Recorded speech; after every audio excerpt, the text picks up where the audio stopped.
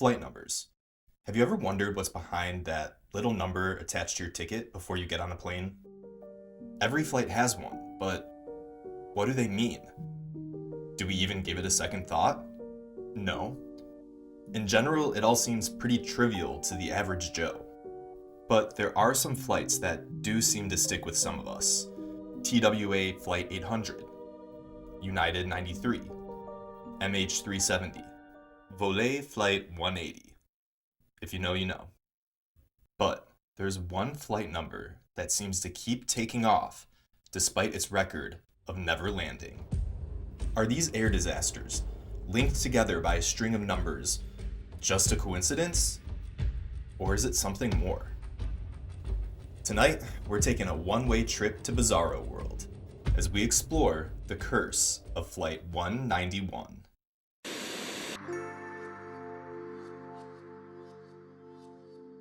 Hey gang, and welcome back to Lukey Spooks. As always, thank you so much for joining me tonight. My name is Luke, and I'm here to deliver to you all things strange, spooky, and spiritually suspicious. If you love horror movies, rabbit holes, mysteries, natural disasters, the paranormal, what lies beyond, then raise those tray tables, grip those vapes, and stow that pretty ass in a chair because we're about to hit some turbulence. Speaking of, last flight I was on, the pilot kept saying our flight was deteriorating whenever we hit rough air. Like, my guy, word choice matters. Anyway, today I want to dive into a topic that has me floored. Or should I say, flied. It's something that I had never heard about until recently, which new stuff always gets me very excited. But also, I thought it was the perfect topic to talk about after going through a two-part Final Destination deep dive, which, of course, is linked below, and you should definitely check it out if you haven't already. We go into everything Final Destination. All 6 movies, all the premonitions, a lot of the deaths, the evolution of death's rules, behind the scenes, how it impacted popular culture, and finally, real-life disasters that mirror Final Destination way too closely. Which brings me back to today's topic, plane disasters. But not just any plane disaster, multiple plane disasters, spanning decades apart, but all sharing one thing in common besides their demise, which is their flight number. It's a rare topic to say the least. And I hate to say it, but we're all aware of how much air travel has been in the news and media lately. Equipment mishaps, human error, crashes, emergency landings, onboard hysteria. But I am telling you right now! The hype seems to be that these events are increasing in frequency. That air travel isn't as safe and reliable as it once was. There's also a camp of thought that the rates of these incidents isn't actually increasing, that flying is safer than ever, that it's bias, and the increase in media exposure that's resulting in this perception that flying isn't safe anymore. Who's to say, really? I mean, the data should, but...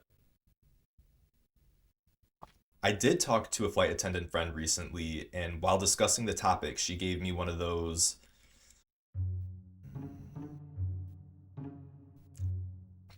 I don't know about that. I'm not too sure about that. And then proceeded to tell me a horrific experience that she had recently. So she kind of said it without saying it. So, I mean, that was enough for me. So yeah, today's topic, it's weird and it's unexplainable. Which is why we're talking about 6 flights. 7 technically, but I left one out just for time's sake. But 6 flights, all bearing the number 191, where all but one of them ends in tragedy. Is this just bad luck? Or is something else going on here? So we're going through all the disasters to see if we can figure this thing out.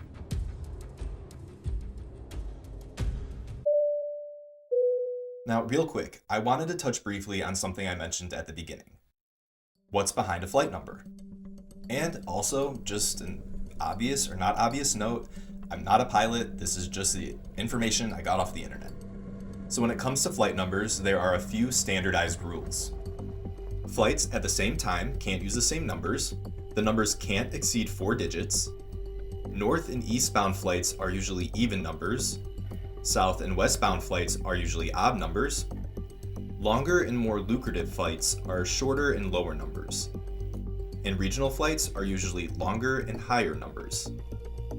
But stick around to the end because I'm going to get into how these numbers might have a little bit more significance. I do want to mention that some of the topics covered in this video might be disturbing for some viewers, so viewer discretion is advised. Also, most of the information for this video was acquired from a pretty important article that I'll be discussing towards the end.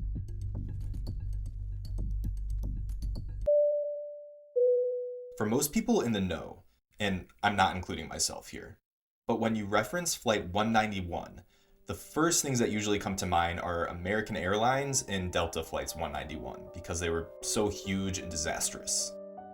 And believe me, we'll get to those. But when it comes to the curse we're talking about today, things started to descend much, much earlier than that. The story of Aeroflot Flight 191 is lesser known. Aeroflot 191 was a Soviet domestic passenger flight from Vnukovo International Airport in Moscow to Ashgabat International Airport in Turkmenistan, with a stop in Turkmenbashi Airport. On March 5, 1963, the Ilyushin IL-18 aircraft took off for the second leg of its flight. The crew was well aware of poor weather that was developing in the area that it was going to, but the weather got much worse, much faster than expected. Although the weather forecaster of Ashgabat Airport issued new data before the flight took off, the weather forecaster at the layover location failed to inform the crew about the change in forecasts in Ashgabat. 5 to 20 minutes after takeoff from the layover location, the pilots changed their course because of some turbulence that they were experiencing. There was also a dust storm forming, but the crew never heard this information because of radio interference. And the air traffic controllers made no attempt to try and recontact the pilots about the weather changes or the course changes or really anything that was going on. So overall, just really poor communication going on here. Finally, the plane was close enough that it could start its approach to land, but because of the dust storm going on, the compass started to give false readings. So after like 3 or 4 attempts, they finally were able to actually execute a landing. But then again, the aircraft fell into some really strong turbulence and was kind of like rolling back and forth, which caused all of their instruments to malfunction. Eventually, and unfortunately, the aircraft finally crashed about 1,000 meters away from the runway. While skidding across the runway, both planes' wings were ripped off and the cockpit was completely destroyed. Then the fuselage flipped over on its side and the whole thing lit on fire. Of the 54 people on board, 8 crew members perished along with 4 passengers. So, not the worst death toll, but still really sad. The immediate cause of the disaster was determined to be flying in violation of minimum weather standards. The air traffic controllers were blamed for the crash as they failed to give the crew updated weather information or attempt to offer the flight an alternate airport. A mistake was made by the crew as well, as they did not try to seek updated weather information. At the time, Aeroflot 191 was just another unfortunate air disaster early in commercial aviation. But even with all the conclusions that were made, the circumstances around this crash are very eerie, with the weather and the turbulence and the malfunctions. It's like the environment was trying to thwart the functions of the plane and slam it into the ground. But things get actually weird with the next flight.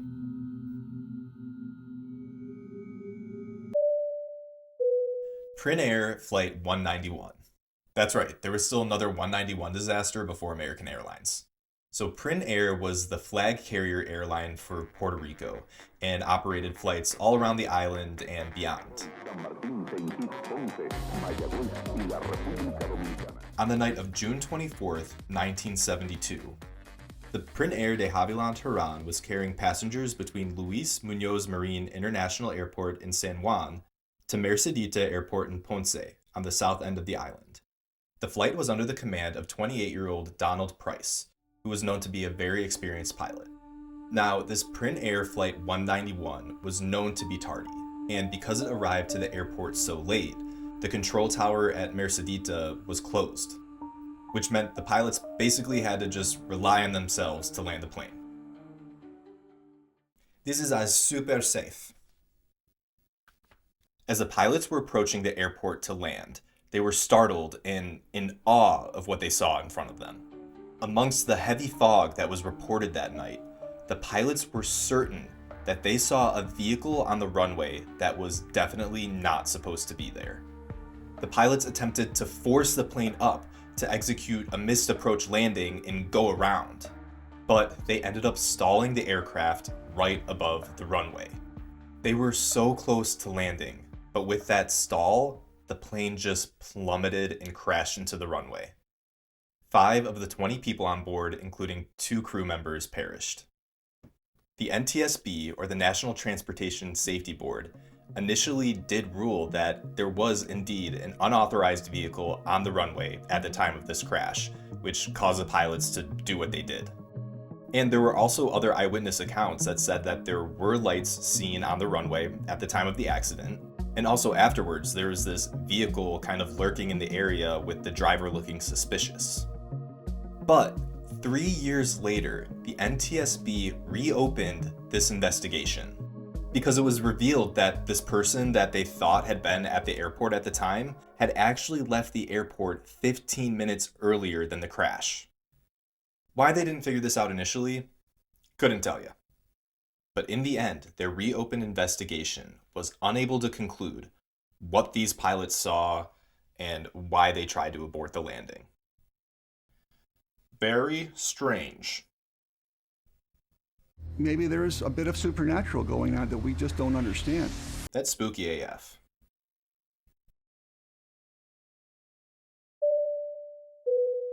Alright, so this is when things get Final Destination level disastrous. And I mean that on multiple levels, and you'll see why.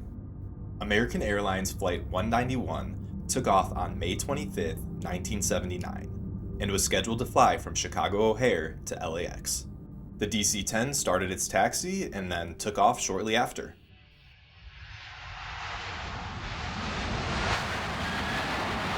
When the aircraft hit V1, the pilots, Captain Walter Lux and First Officer James Hillard, heard a loud thump. Now, just a little aviation knowledge for you, because I said so. V1 is the speed at which point takeoff of a plane must continue unless the pilots have a valid reason to abort takeoff. Takeoff can be aborted at any speed less than V1, and it should be noted that single engine failure is not a reason to abort. VR is the speed at which the plane is commanded to rotate or pitch upward to be able to take off. V2 is the speed at which the aircraft can safely climb, even if one engine is inoperative.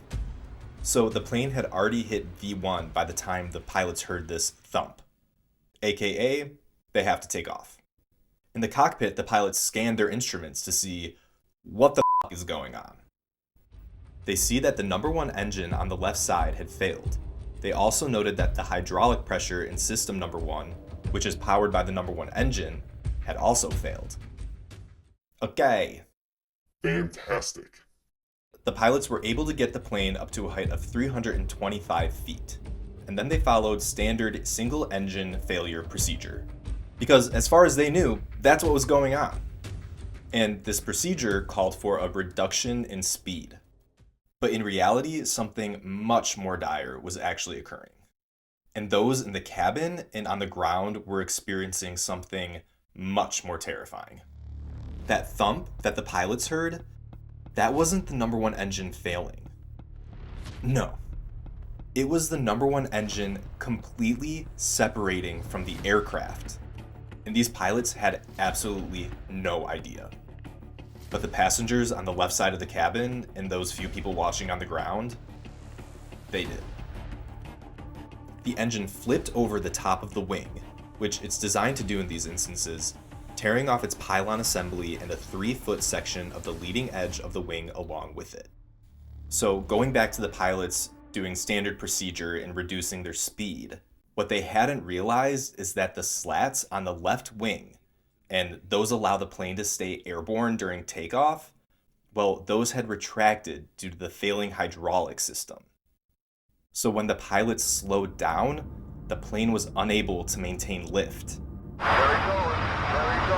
The plane does this crazy roll on its side and then just plummets to the ground less than a mile from the airport and less than 90 seconds from taking off.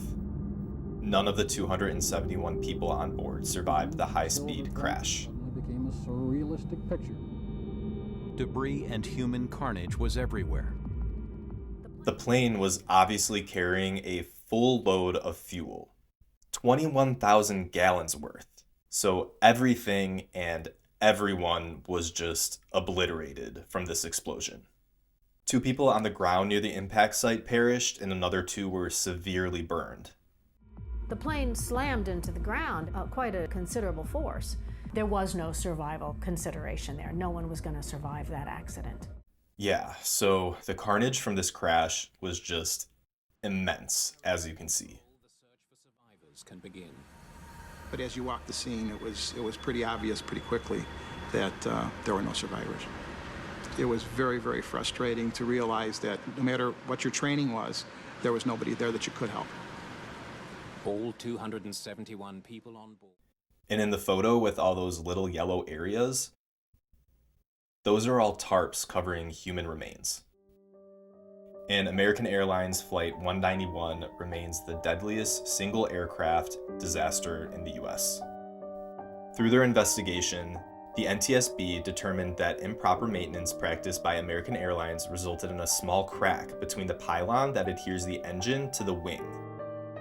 And over time, this small crack grew larger and larger with each flight that the plane took. And it should have been replaced much sooner. So in situations like this, at least nowadays, there's always this huge battle between the airlines and the plane manufacturers duking it out to decide who's going to take responsibility for this plane crash. You know, did the plane crash because of the plane itself? Was it improper maintenance? Was it the crew and human error? Or sometimes, but rarely, is it the airport's fault? But what's wild in this story is that Douglas, the manufacturers of the DC-10s, they took full responsibility for this accident, just so it could stay cozy in bed with its prominent customer, American Airlines. Now, there was a very famous photo of the plane while this hell ride was occurring. The photo was taken by Michael Laughlin, a pilot waiting at the airport during a layover. You can clearly see the crazy bank angle of 112 degrees, which was caused by the right wing producing more lift than the left wing without its engine. And up close, you actually see, or not see, the missing engine. This photo turned out to be very helpful to investigators while they were trying to figure out what happened. Robert Graham, a supervisor of maintenance for American Airlines, well, he was on the ground at the time that this happened, and he has a very vivid account of what he saw. As the aircraft got closer, I noticed what appeared to be vapor or smoke of some type coming from the leading edge of the wing and the number 1 engine pylon. The engine came off, went up over the top of the wing, and rolled back down onto the runway. The aircraft continued a fairly normal climb until it started to turn to the left, and at that point, I thought it was going to come back to the airport. Now, a lot of the media says that the plane crashed into a nearby trailer park, which I think kind of paints an inaccurate picture because the crash actually happened in an adjacent field to the trailer park. However, large sections of aircraft debris were hurled by the force of the impact into the trailer park, destroying 5 trailers and several cars. So it definitely had a devastating impact on that community, but also just the whole entire community as a whole. But thankfully, it didn't actually wipe out the whole entire trailer park. Flight 191 taxied to runway 32 right. Upon takeoff, had a mechanical failure, went inverted, and crashed here, just shy of the trailer homes and a commercial trailer park. Imagine if it would have hit the petroleum yard, the O'Hare terminal, located just west. Now, what makes this story even crazier is that there are people who claim to have had premonitions prior to and specific to this accident. Check out this interview of two women whose mom was on the flight, unfortunately, and explained to them that she had the feeling. My mother said to me, there's been too many changes. Maybe we shouldn't go on this flight. Maybe we shouldn't take this trip. She said, I have a bad feeling. And of course, all of us said, oh, come on now. Of course, it'll be fine. There was even a guy named David Booth who, before this accident, he was telling everyone he knew that every night he was having this dream of a terrible plane crash happening somewhere in the Midwest, and this crash happening right after takeoff. He heard on the radio on, of course, May 25th, that a plane had indeed crashed. And he said he literally pulled off the side of the road and was visibly shaken and almost and got sick, literally sick to his... Bro even contacted the NTSB about it. And it doesn't stop there. A famous actress named Lindsay Wagner was supposed to be on that flight. But when she and her mother, who was also supposed to be on that flight, got to the airport, her mom got this sort of weird feeling, described it as a premonition, saying that they outright should not go on that flight. So they didn't. And they survived. And that sounds incredibly familiar to the story that our friend Jeffrey Reddick used as inspiration for Final Destination. Finally, there was passenger Judith Wax, an author who was known to have written vividly about her fear of flying. I developed such a fear of airplanes, my head trembled from takeoff to landing. And it's interesting, that's the same page number as the flight number, both 191. Odd, coincidental, and I think even a bit eerie. So that's all just wild and unexplainable. That there are people who are able to perceive things beyond what we conventionally think of as perception, seeing, hearing, tasting, feeling. So maybe he did have a premonition. And before moving on to the next 191 victim, there's one more very gruesome tidbit about this flight that I gotta tell you about. It's almost torturous and very hard to believe. So there was this cool new technology on the DC-10. It was a CCTV showing the outside view from the cockpit, which connected to screens in the passenger cabin. How cool. Like in a million other ways, on a million other flights. That would be so dope. So it's very possible that the passengers may have witnessed these horrific events from the viewpoint of the cockpit as the aircraft dove towards the ground. However, whether or not the cameras were working because of the whole engine loss and power failure from the engine loss, we're not entirely sure. What a nightmare. A front row view as you just plummet to your death. I hope for the sake of everyone on that flight that those screens were out. Right? Like, that would be better.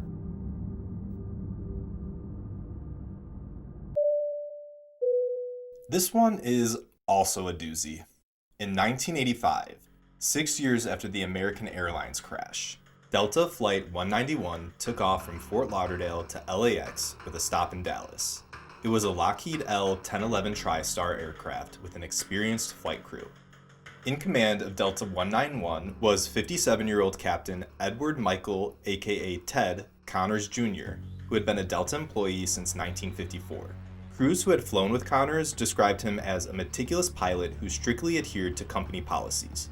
It was also noted that Connors deviated around thunderstorms even if other flights took more direct routes and willingly accepted suggestions from flight crew, which is very important to the story, as we'll see.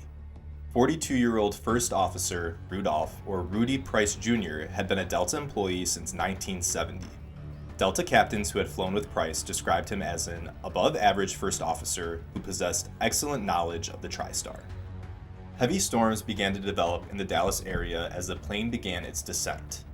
But this wasn't cause for alarm for the pilots because they were experienced with these storms, they were common for the area, and they just knew what to do with them.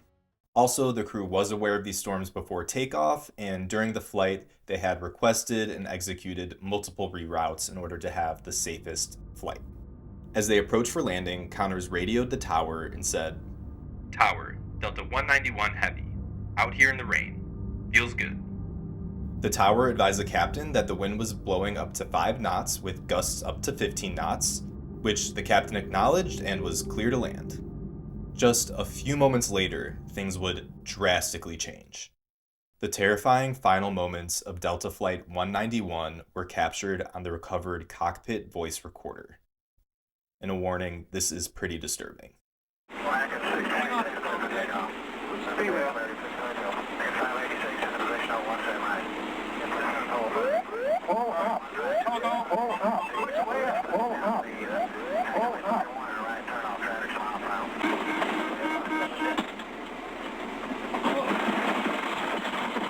So what happened? The crew was experiencing heavy weather but said it was good, and the air traffic controllers acknowledged the weather, and yeah, it was windy, but it seems like no one was concerned. Then everything turned to absolute shit in moments. Well, after a tumultuous investigation, it was discovered that while the plane was landing, it experienced what's called a microburst. And a microburst is a weather phenomenon that causes an increase in headwind, slowing an aircraft down, severe downdraft, which pushes the aircraft towards the ground, then a strong tailwind pushing the aircraft forward. The aircraft slammed into the ground in an area just short of the runway, and then bounced back into the air, and then crossed a highway at the end of the runway. While doing so, the engine of the plane sliced through a car on the highway, unaliving its sole occupant, 28-year-old William Mayberry. Could you tell us what you saw, where you were when all this happened? I was headed west on 114, and all of a sudden it seemed like just caught a tire, a glimpse of a tire, and a big jolt just bounced my car. And I got out and walked over toward this other car, and saw the guy had been taken out of it, and he was like 30 foot from his car. He was decapitated, and I don't know, just still trying to gather everything right now. I can't believe it happened. And it was this poor guy's birthday. Can you imagine you're just driving down the highway? It's your birthday. And that's actually like right on brand for Final Destination. After that, the plane finally veered into water tanks at the airport's perimeter. The tail section spun off and ended up in the grass next to the runway. And the entire forward section of the aircraft from row 34 to the nose was destroyed in the collision.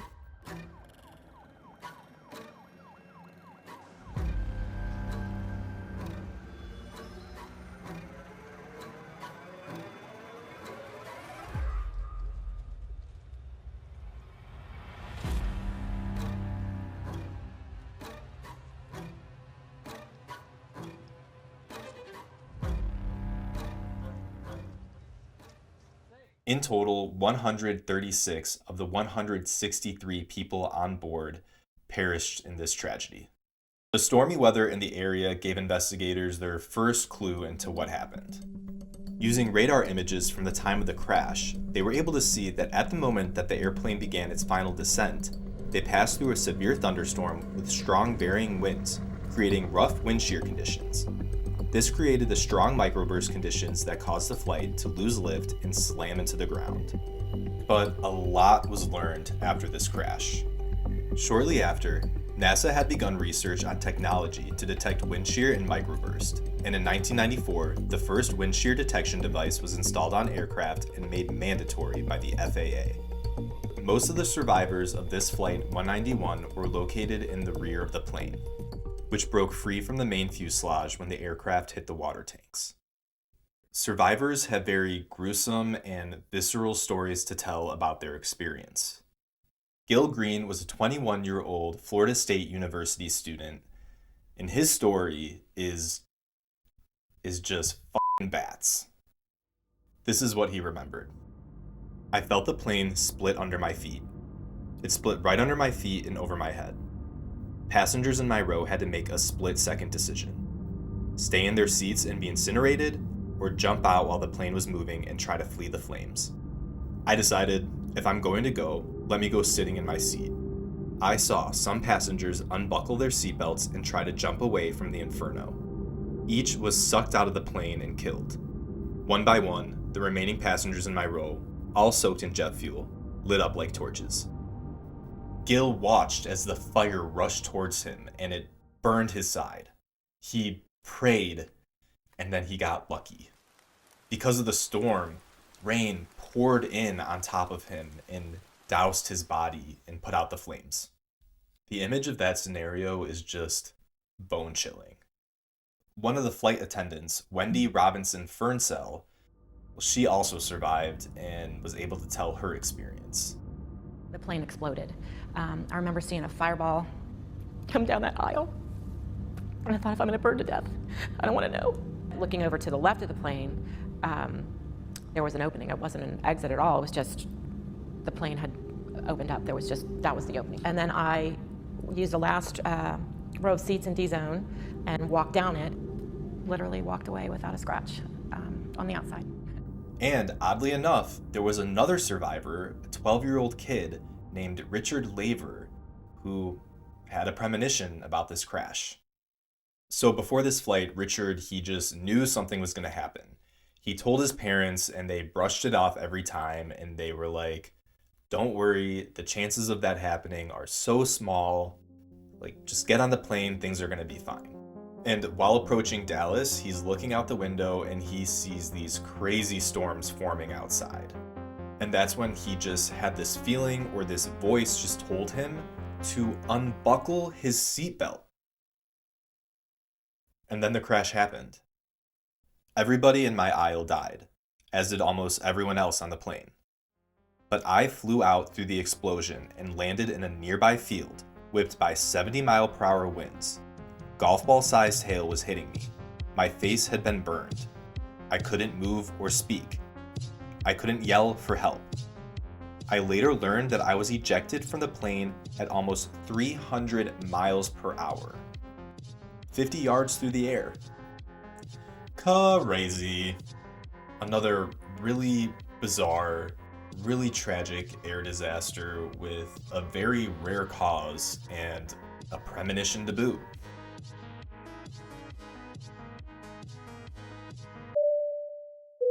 Now, I'll be forthright with this one. There's not much that's spooky about it. Honestly, it might just piss you off a little bit. But let's get into it. On August 27th, 2006, Delta Connection Flight 5191, which also operates by the name of Comair Flight 191, so we're counting it, was planning to fly from Lexington, Kentucky to Delta's hub in Atlanta. The Bombardier CRJ-100 was fully loaded with only a few empty seats because this was like a dark, early morning flight to get people to their connections in Atlanta. The captain was 35-year-old Jeffrey Clay. He had over 4,000 flight hours, including over 3,000 hours on the CRJ-100. The first officer was 44-year-old James Polhinky. He had over 6,000 flight hours, including 940 hours as a pilot in command and over 3,000 hours on the CRJ-100. So once lined up on the runway, the pilots start their takeoff roll and notice something really weird, which is that the runway lights aren't on. Well, there is some construction going on in the area, so maybe that's it. The pilots dismissed this and continued with their takeoff. Just as the pilots called for rotation, something was very off. The aircraft suddenly ran off the end of the runway, became momentarily airborne, and then slammed into the ground 1,000 feet from the end of the runway. And the impact separated the tail from the rest of the aircraft. 49 of the 50 people on board perished.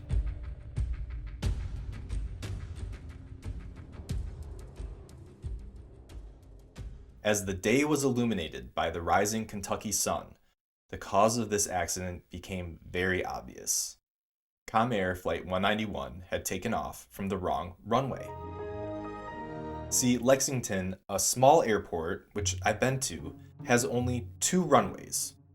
Runway 22, used by most commercial traffic, it's long, and then there's runway 26, used mostly by general aviation aircraft. It's short.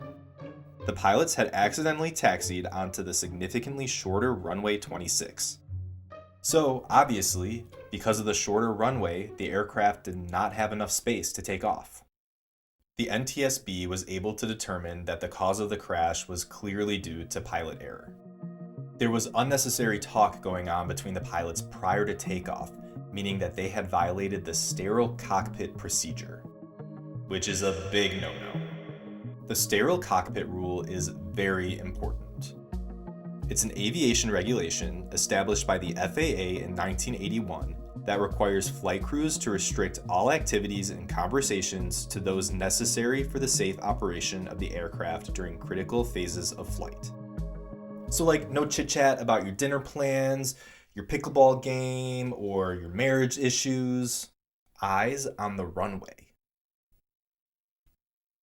Blame was also actually placed on the FAA for allowing only one air traffic controller at the time, as well as the airport for having poor signage and markings on the runway. So just like everybody was f***ing up. So at the time of the accident, like I just said, there was only one air traffic controller working at the time. And this individual had the responsibility of doing multiple jobs that should have been done by multiple people. And once the aircraft had been given clearance for takeoff, that air traffic controller was no longer responsible to keep eyes on them. So they would have never seen the plane lined up incorrectly because they had other stuff to do. However, the FAA has stated that having an additional controller would not have prevented this accident. Also, Comair discovered that the majority of its pilots were using outdated maps of the airport that hadn't incorporated the new changes due to the construction. However, the NTSB also noted that this also wouldn't have changed the outcome of the accident. Wait, sorry, just to go back to the whole the FAA said that it wouldn't have affected it. They were also the ones to blame, so I don't know how that works.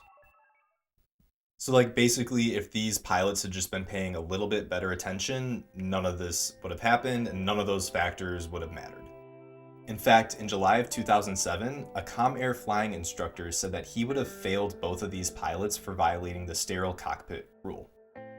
Later that month, the NTSB released its final report, concluding the likely cause was that Clay and Polahinki ignored clues that indicated that they were on the wrong runway, failed to confirm their position on the runway, and engaged in too much conversation not pertinent to the flight in violation of sterile flight deck rules. Most of the passengers were from the Lexington area, and sadly that included a couple who had just been married the day before and were traveling to California for their honeymoon. Remember how I said 49 of the 50 people perished? Well, the one survivor, that was James Polahinki, the first officer. So he survived and suffered serious injuries, including multiple broken bones, a collapsed lung, and severe bleeding. He underwent surgery for his injuries, including an amputation to his left leg. Doctors later determined that Polahinki had suffered brain damage and had no memory of the crash or of the events preceding it. Not going to really get into it, but there were a ton of lawsuits being thrown in every direction on this one just because of all of the different factors involved. But really, it just ends up being annoying that despite all the other weird circumstances that were involved, this probably could have been just completely avoided if the pilots were just doing their job and keeping the safety of their passengers as their number one. It was never going to take off from that runway. That airplane was doomed. Doomed. Now, our last story, thankfully, doesn't end in tragedy. And I think we all need a breather from that. But it does involve some very odd and rather horrifying occurrences. On March 27th, 2012, JetBlue Airways Flight 191 took off from JFK and headed to McCarran International Airport in Las Vegas. The Airbus A320 was carrying 129 passengers and 6 crew. After 3 hours of a smooth flight, all of a sudden, Captain Clayton Osbin began making strange statements to his first officer. We got Israel, we got Iraq, we're gonna get doomed! Osbin was also heard saying, "We need to take a leap of faith. We're not going to Vegas, and I can't be held responsible when this plane crashes."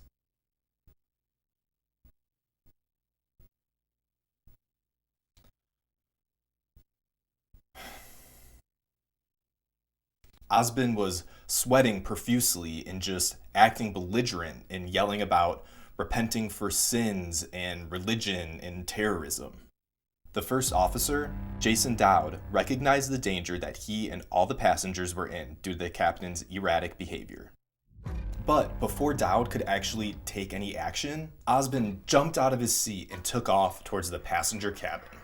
So Dowd took that opportunity to lock the cockpit door and then change the code to get in so that Osmond didn't have any more access. While Dowd was taking care of things in the cockpit, Osmond continued to act erratically, telling passengers there was a bomb on board and they were going to crash and die.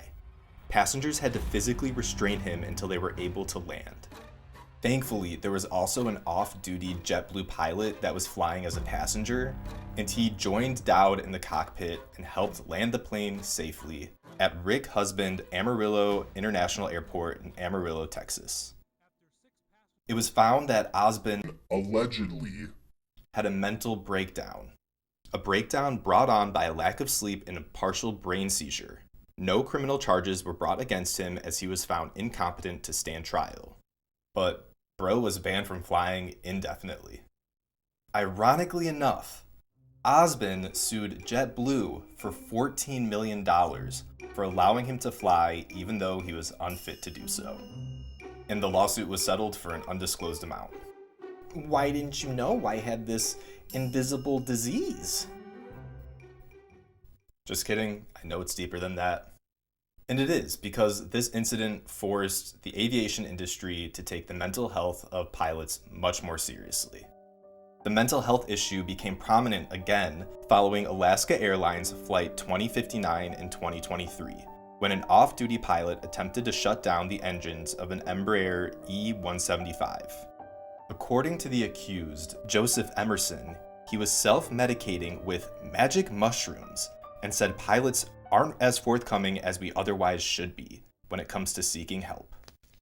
Yikes.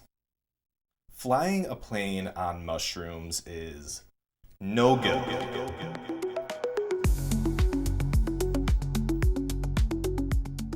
But he's absolutely right. There is a problem with certain professions and burnout.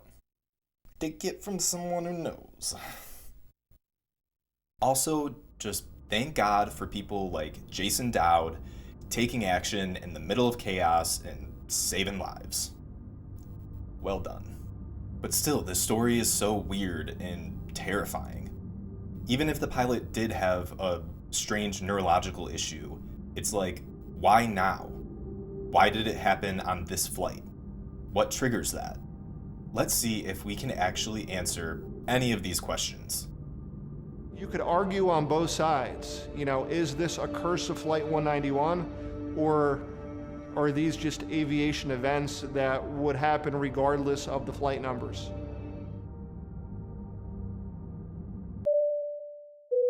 We've discussed in detail the tragedies themselves and the circumstances surrounding them. But I haven't really mentioned the curse, aside from my own reactions to these tragedies as this number keeps popping up. And that's because no one has really noticed this pattern until relatively recently.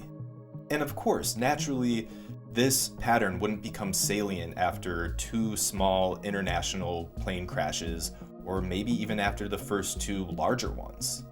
And there's been a lot of time between these accidents. I wish I could have stirred in the story of how this curse was developing amongst the public and within the aviation industry as I was going through these incidents. But that's just not the reality of how things really happened. It wouldn't be until 2015 when an article popped up on Airline Geeks, an aviation-centered digital media site titled The Inauspicious Curse of Flight 191, written by Daniel Morley, that this whole pattern would even come to light. At least based on my research, this was the first time this curse had been mentioned anywhere in the media. And other than this article, I wasn't really able to find out how or when or by whom this pattern was discovered. Maybe it was the author of this article himself. So that in and of itself kind of remains a part of the whole mystery. However, the curse did seem to kind of creep around after this article with, multiple documentary-style videos and a couple other articles. But regardless, it is hard to brush off this pattern that has emerged over the decades. It raises so many questions just to which we don't have definitive answers. I think it may be cursed. Well, we know what this guy thinks. But really, what's behind this flight number and why is it still in use? Is someone pulling strings behind a curtain? Is there a supernatural force targeting these flights? Is it just a really, really unfortunate coincidence? Or could it be the number itself? You may see where I'm going with this, and yes, we are going to get into some numerology. But before that, I feel like there's a couple things that we can address pretty straightforwardly. Because with this channel, as much as I love talking about the spooky stuff and just popping off when things do not have answers, I think it's really, really important to flesh out what's been conflated or embellished in these and any other stories. And I think that just makes what is true, or at least documented, even scarier. So please hold me accountable for that, for this video, future videos, because mistakes can be made. But anyway, to get to my point, in my intro, I mentioned that when a flight number is involved in a tragedy, that airlines retire that number. And that's fully true. It's important to do so out of respect for those that were involved in the accident, and also just to avoid customer apprehension if that number were to resurface. However, this is really only true for the single airline that was involved in the accident. For instance, United Airlines and Spirit Airlines, of course Spirit Airlines, nothing's gonna stop Spirit Airlines. Well, they still use Flight 191, as well as Air India and Air Canada elsewhere. So it's not like every airline in the world, or even in the US, all of a sudden retired the number of Flight 191 after the American Airlines incident. Fair enough. And I'm not saying all these articles are making this claim, but I think even just the language of airlines retire this number kind of makes it seem like everything I just explained. So things get hyped up and the story kind of snowballs. But as these later accidents started to happen, you might think, well, it makes perfect sense that airlines should retire the number, even if they haven't had an accident. You know, taking a proactive measure, either out of their own fears and superstitions, or at least to quell customer apprehension. But that would really only be true if there was talks of this pattern emerging, which at these times just wasn't the case. I just couldn't find any actual evidence of that. Now, the main reason I'm saying all of this is because most of these articles, if not all of them, have some kind of line in it where it's like, airlines retired this number in fear of the curse, with the implication that they did this before even having an accident with a Flight 191. And unfortunately, or fortunately, that's just really not true based on any of the evidence that I could find, or couldn't find. All over the internet it says that this happened, but I just couldn't find any specific airlines listed. So please hit up the comments if you know something that I don't. Also, I just don't think that leaning into this superstition would be in the best interests of these airlines. I mean, if I were the CEO of Flight, you can bet your sweet bippy that Flight 191 would be the flight that not be named. But obviously, I'm not. And for good reason, or else I'd be accused of fear-mongering. And I think this all helps us basically answer another question which leads to so much hype about this. Why do the airlines keep using this flight number? Because they do, for all of the reasons I just said. Even if you, as CEO of Flight, would send them straight to jail.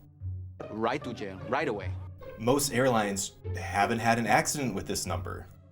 They don't want to feed superstition, and they just want to focus on the bottom line, which is the stakeholders. I mean passengers. It's the passengers. That's their number one. I think that perhaps the way to break that curse is to eliminate that flight from everybody's itinerary. Honestly, love this guy. Make this guy CEO of Flight. But I totally understand how it's been perpetuated. It gives depth to the curse. It fits in so well with the legend. But you just can't have most airlines retired the flight number, and why does this flight number still exist at the same time? And just logically speaking, the flight number still needs to exist in order for this curse and pattern to emerge and perpetuate. Also, I always encourage you to do your own research. If you have a different perspective or a different take or a different insight, please holler, drop a comment, because I'd love to discuss. Anyway, that seemed like I made a big old poo-poo on the whole thing, but that's really not it at all. I just wanted to get that stuff out of the way. Because the fact of the matter is that this pattern exists and we don't know why, which is freaky enough. It's weird, even though most of these tragedies boil down to freak weather or pilot error or something else, it feels like so many of these planes were just destined for tragedy no matter what was done to try and avert it. Besides Calm Air, because there was just too much negligence there. Short runway, long runway, figure it out. But even the aviation experts are scratching their heads. They're acknowledging that something weird is going on here. We know the implications of this horrible disaster, but looking back, it's another Flight 191.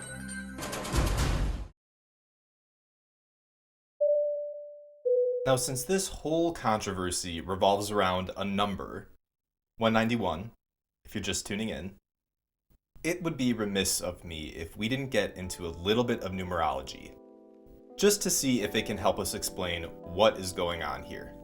Now, I don't know diddly squat about numerology, so I figured I would do just a tiny little crash course, just so we can all be on the same page. Consider this Numerology 101, or whatever 5 levels below that would be. Again, not a numerologist, this is just what I found online, so just let me know if I'm wrong, but do it nicely. According to Webster's dictionary, numerology is the study of the occult nature of numbers. Britannica adds, the theory behind numerology is based on the Pythagorean idea that all things can be expressed in numerical terms because they are ultimately reducible to numbers. So numerology dates way back to ancient Egypt and Babylon, but for lack of better terms was kind of mainstreamed by Pythagoras in Greece. And there are 3 main types of numerology: Pythagorean, Chaldean, and Kabbalah, and each one uses numbers and interpretation a bit differently. But basically, the gist that I get is that us, the world, and everything in it can be distilled down to numbers. Things like our names and our birthdays can be translated into numbers, each with a different frequency and meaning. Basically, using whatever numbers from 0 to 9 that pertain to you, or something to do with you. Well, you add up each digit, and sometimes you have to do multiple cycles of this until you come down to one single digit. And that number has a special meaning that pertains to your life, or your future, or decisions to be made, etc. And even if you don't practice numerology, you see this stuff all around us. People have favorite numbers, or angel numbers, or numbers of significance. Numbers pop all up over religious texts. But now let's take a look at number 191 from a numerological level. Surface level, if we rearrange the numbers 191, we get 911, which is the emergency service number in the US and Canada, and also the association with September 11th. Just a freaky factoid to start us off. But let's get a little deeper, shall we? According to numerology.com, the number 1 represents newness, movement, and the possibilities that await us. In spiritual symbolism, it is the number of creation and the birth of all things, the divine origin of the universe. The energy of the number 9 represents completion, but not finality. Think of it more in a cyclical sense. It's about the ending of one cycle and the potential it creates for another cycle to begin. The 9 in numerology acts as an usher in this process of transition and transformation, guiding and empowering us with its wisdom. It absorbs answers from a spiritual source, then delivers them to us in the real world. Interesting. Okay, I do find it interesting when you combine the 1 and the 9. It's like a big circle. And obviously with these events, they are very big life events. And I mean, I personally do believe in the afterlife, so it's kind of like, you know, their earthly life is ending and their new life is beginning beyond. That all actually kind of adds up. And then capping that other 1 at the end, so 191, it kind of just like reinforces that cycle. Now, when I tried to look up the significance of the number 191 itself, a lot of different stuff came up pertaining to its meaning. But it was mostly related to like personal stuff. And TLDR, it just like didn't really pertain to this. But we still need to do our numerology math. So if we add 1, 9, and 1, our final number is 11. And 1 plus 1 is 2, so 2 is our final answer. Right? Wrong. Wrong, you dummy. So one thing I haven't mentioned yet is that, at least in mainstream numerology, 11 isn't reduced any further. And neither is 22 or 33. And beyond that, I don't know. And that's because these double numbers, called master numbers, hold special significance. Master number 11, in general, signifies intuition, instincts, sensitivity, the subconscious, and spiritual enlightenment. And a subsurface dive usually shows positive things associated with it that, again, kind of just pertain to the individual. But it also appears that the number 11 is highly associated with negativity and disaster. Wynne Westcott, a proclaimed Satanist from way back, wrote in his book, The Occult Power of Numbers, that the number 11 is sinful, harmful, and imperfect. Which is weird because it's so symmetrical. I also found this article with this lovely image of Baba Vanga in front of the World Trade Centers, so I guess take this with a grain of salt, but it does kind of confirm the sentiment around the number 11 and disastrous events. It goes into a ton of different events whose dates or important facts are basically centered around the number 11. Things like the September 11th attacks, the train attacks in Madrid in 2004, attacks in Mumbai in 2006, the Japan tsunami in 2011, a lot of celebrity deaths. And this is what the article has to say about the number 11. 11 is an extremely unlucky number. The two units in the number 11 represent an ongoing struggle between good and evil. However, in that struggle, good can never prevail. So the constant powerlessness that ultimately radiates from that number is why it is so negative and stands out. Well, that's bleak. The article goes on to say, numerology claims that the energy value of a number is measured by its magnitude. So it turns out that the number 1 is an extremely low energy value. The meaning of the number 11 was also studied by ancient people. In their numerology, the number 11 is an extremely unlucky number that brings trouble in life, accidents, hidden danger, various temptations, adversaries, and betrayal. So, do with that what you will. If you're a numerologist, you're either totally agreeing with this or you're shaking your head in frustration. So again, drop your knowledge if you have it. Let me know what the deal is. I do find it intriguing though. According to numerology, these numbers have vibrations, and some of them are positive and some of them are negative.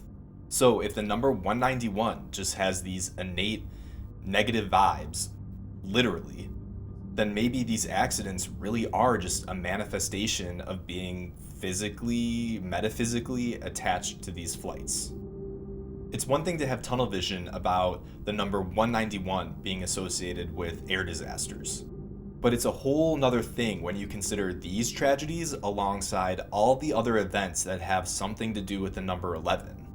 It kind of gives it a bit more cred, in my opinion. Like it's a puzzle piece of something larger going on. One thing I didn't look up was just how this was all determined. Like, who decided the flavors of each number? You can tell that it's an aspen tree because of the way it is. Wow. So, what's the deal with these flights? Is it coincidence?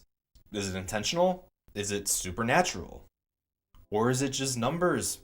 Vibing numbers doing their thing. Truly, couldn't tell you. I'll tell you one thing though, I went into the whole numerology thing thinking it would just be like a fun little thing to talk about. But it has me landed in this gray zone that I honestly just love to linger in. I mean, it's true that we've been able to translate so much of our universe into mathematics and equations and numbers. Simulation theory, anyone? There's even something called Benford's Law, which says that 0 and 1 show up more frequently as the leading numbers in naturally occurring data sets compared to higher numbers like 8 and 9. And research is showing that everything has a frequency. I think my boundary with it is when things get a little too woo-woo, if you even know what I mean. And seriously, no shade at all. I promise that's probably just like an outsider looking in perspective. But I did learn that people can actually change their name. Because remember, your name translates to numbers and apparently has great significance in your life. So people change their name, and this is a known practice in order to kind of gain control and power over what happens in your life. Which to me just doesn't seem right. And again, maybe I'm just an outsider and that's some sort of myth, but I'm pretty sure it's true. And the math just doesn't math for me. The numbers just don't add up, if you know what I mean. It's an 11 for me, dog. But it's just a matter of time until technology and science progresses until we can actually measure these things more reliably. And maybe actually find a causal relationship between numbers and outcomes, or numbers and frequencies. It kind of reminds me of this crazy podcast called The Telepathy Tapes, which I highly recommend if you haven't heard of it, and I'd love to do a video on it one day, actually. But it goes into this idea that a lot of things that want to be studied, like telepathy, for instance, can't because it's considered a pseudoscience, because it hasn't been properly studied. It's an effort to protect what's considered valid and reliable science, which we should all appreciate. I mean, especially nowadays when we have information at our fingertips. It's really important that the information that's out there that directs how we live our lives and how we make decisions is truthful and valid and accurate. But that's all based on the fact that what we consider modern day science is all based on this concept called materialism. Materialism says that what's real is what we can feel, see, touch, and measure. That only physical matter exists and that everything, even consciousness, can be explained by it. So there's this endless cycle. These parasciences aren't studied because it's taboo in the community and they're claimed to have no validity, and therefore there's no incentive to develop good technology to study these things. And if they do have the good technology, well, again, it's just not accepted by the science community. And despite their best efforts in providing real data behind their ideas and just support in an effort to pursue that, it just gets rejected. Which is sad, because the whole point of science is that you should be able to test your ideas and your hypotheses and disclose your conclusions in an effort to grow our body of knowledge. Because science. Don't get me wrong, funding definitely comes into play with all of this. And nothing I'm saying has any political undertones. I just want to make that clear. And also, I'm definitely not advocating for sham science at all. Also want to be very clear about that. But this whole topic is literally another video, another day. Don't get me started. I already started. I'm sorry. Wow, this video definitely took a turn. Thanks for letting me get into that a little bit, but let's reel it on back to why we are actually here, which is the curse of Flight 191. So all of these flights that we talked about, even though they ended in tragedy, they all ended up informing the aviation industry on something it needed to change, something it needed to improve, or technology it needed to have in order to provide safer air travel. American Airlines led to better training on maintenance.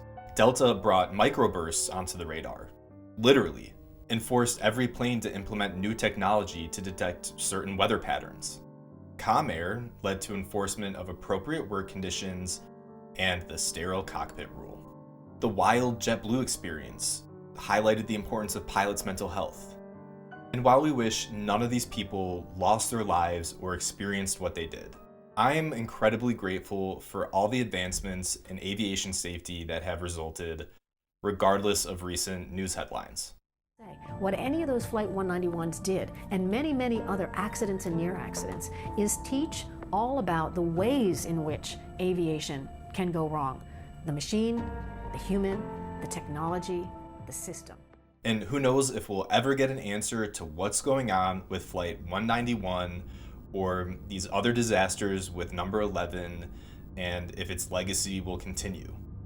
And some of you will say this is all hogwash, which is totally valid. It's strange, it's spooky, it's definitely spiritually suspicious, because this pattern can't be ignored. And I really appreciated what this expert aviation lady had to say, because it's pretty rare, especially coming from an expert. I think the public loves a mystery. I love a mystery. So it's fun to noodle around in your head things like that. Why is it 191? Do I think there's some larger forces at work? No. But I could be wrong. She appears to be of sound mind. Like, we can agree on that. And though she says she doesn't believe it, even she's able to admit that something's going on and that she could be wrong. So many people live in the black and white. Society makes us feel like we have to, but I just don't think that's the reality 90% of the time, if not ever. I think we need to get more comfortable living in the gray, in the I don't know.